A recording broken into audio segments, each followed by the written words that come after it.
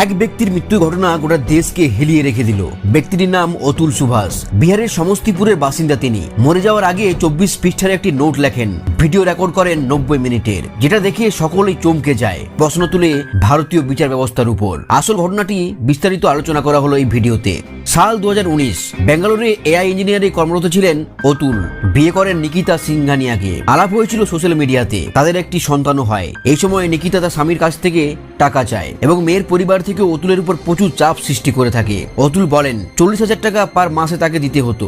একসময় অতুল টাকা দিতে না পারলে 2021 সালে সন্তানকে নিয়ে চলে যায় তার স্ত্রী নিকিতা। এরপর নিকিতা ও তার পরিবার অতুলের উপর প্রচুর কেস করে। তারা অতুলের কাছ থেকে মাসে কয়েক লক্ষ টাকা হাতিয়ে নেয়। শেষে 3 কোটি টাকা ডিমান্ড করে বসে। অতুলের ধৈর্যের বাঁধ ভেঙে যায়। অতুল জাজ ঋতিকা কৌশিকের কাছে প্রচুর আর্জি জানান। উল্টে অতুলকে ধমক দেয় সেই জাজ। শেষমেশ মানসিক চাপ সহ্য করতে না পেরে অতুল নিজেকে শেষ করে দেয়। এভাবে